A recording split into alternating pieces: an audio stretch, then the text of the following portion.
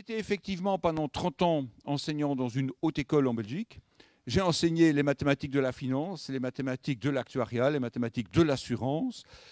Et j'ai pu constater que ces mathématiques étaient mal aimées. La plupart des mathématiciens les méprisent. On ne les aime pas. Les enseignants les connaissent très mal. Je vois très très peu de professeurs de collège ou de professeurs de lycée qui osent donner des applications actuarielles à leurs élèves. Or, c'est parfaitement faisable. Ces mathématiques sont effectivement très complexes dès qu'on va très loin, mais il y a quelques applications qui sont parfaitement adaptables au programme. Et donc, je ne comprends pas cette désaffection. Elles sont d'ailleurs absentes complètement des programmes. Or, j'ai quand même l'impression que chacun d'entre vous allait être concerné par les mathématiques de la finance et de l'assurance. Vous allez devoir souscrire un emprunt si vous voulez acheter. Vous allez devoir souscrire des tas de contrats d'assurance pour vous protéger, pour protéger les vôtres. C'est assez étrange. Et donc, moi, je vais essayer de vous convaincre en 60 minutes que ces mathématiques sont particulièrement intéressantes. Alors, pourquoi n'aime-t-on pas les mathématiques de l'assurance? Alors, je vais vous donner quelques réponses que j'ai reçues de la part de mes collègues, professeurs dans le secondaire en Belgique. Elles sont commerciales. Et les maths, c'est surtout beau quand ça ne sert à rien. Alors ça, j'entends très souvent. Alors, ce sont probablement des professeurs qui ont mal lu ou mal interprété Cyrano de Bergerac. Il dit c'est plus beau lorsque c'est inutile. Mais moi, je pense que c'est encore plus beau quand c'est utile. Les mathématiques sont magnifiques, mais celles qui nous servent sont encore plus magnifiques. Alors, elles ne font appel qu'à de petites mathématiques. Ça, j'entends souvent dans les milieux universitaires. Mais, encore une fois, ça signifie simplement que les mathématiciens qui ne les connaissent pas sont parfaitement inconscients de toutes les richesses de ces mathématiques. Et d'ailleurs, je vais vous donner 2-3 petits exemples de mathématiques actuarielles qui sont quand même très loin d'être tout à fait élémentaires.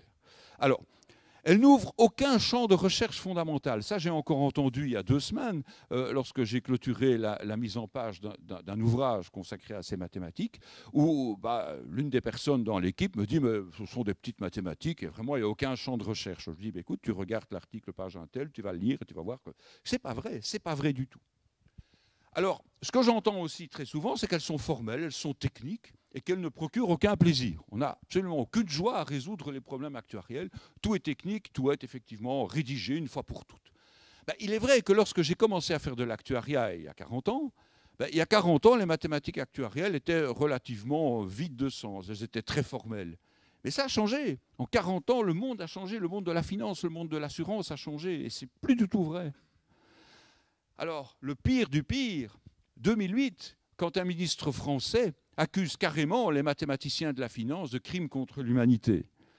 Alors là, ça c'est vraiment une preuve totale d'incompétence. Parce que s'il y a bien un type de mathématique qui est éthique, c'est bien la mathématique de la finance.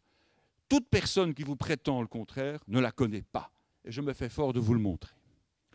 C'est très mal connaître ces mathématiques de l'actuaire. Oui, c'est très mal les connaître, effectivement, puisqu'on en dit grand mal. Je vais donc essayer de vous démontrer que ces mathématiques sont passionnantes, qu'elles ont plein d'intérêt. D'abord, on va étudier la nature des produits. Que sont ces produits d'assurance? Ils nous concernent tous. Nous sommes tous concernés par les assurances. Nous sommes tous concernés par la finance. Je voudrais savoir quel est celui qui ne va jamais avoir recours à un emprunt. Quel est celui qui ne va jamais se couvrir, aussi bien contre les accidents d'auto que contre l'incendie. Je ne pense pas que cette personne existe. On va étudier leurs structures qui sont particulièrement intéressantes. Vous allez voir pourquoi. Parce qu'à partir du moment où on comprend leurs structures, on comprend pourquoi elles sont complexes. On comprend pourquoi il va falloir faire des mathématiques de haut niveau. Et on comprend aussi pourquoi tous les problèmes ne sont pas encore résolus. On va commencer par traiter les aspects financiers. La mathématique de la finance, c'est ce qu'on appelle l'actuariat de 3e type. C'est une partie très importante et qui a vraiment explosé ces dernières années. Alors, il faut savoir qu'au départ, les mathématiques de la finance étaient purement algébriques. On parlait d'ailleurs d'algèbre financière. Mais les travaux d'un chercheur japonais, Kiyoshi Ito, dans les années 40, ont bouleversé tout ça. Vous allez me dire, chercheur japonais années 40, oui, il a fallu 30 ou 40 ans pour qu'on se rende compte de ce qu'il avait trouvé, parce que être professeur à l'université de Tokyo entre 40 et 45, c'est peut-être pas la situation idéale pour promouvoir ses recherches et ses découvertes.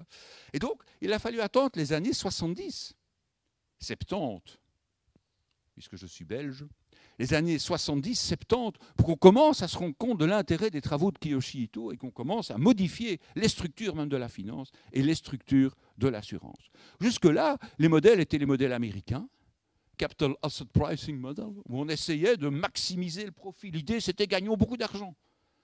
Depuis les années 70, depuis 40 ans, la mathématique de la finance et la mathématique de l'assurance sont basées sur la notion d'équilibre. L'idée, c'est on va être éthique, on va équilibrer les choses. On ne va pas spéculer. C'est exactement le contraire de ce que disait un certain M. Rocard. On va ensuite parler de tous les aspects probabilistes, et vous allez voir que c'est assez amusant, que ce n'est pas toujours élémentaire. Ça l'était jusque dans les années 70, ça ne l'est plus du tout, parce qu'on a essayé d'ajuster au mieux tous les modèles aux réalités, et ces réalités sont de plus en plus complexes, de plus en plus mouvantes. On a de plus en plus d'informations, et donc il est de plus en plus difficile d'ajuster un système de tarification à la masse d'informations qu'on possède. Vous sentez que là, il y a des choses à faire, parce que rien n'est fait en la matière.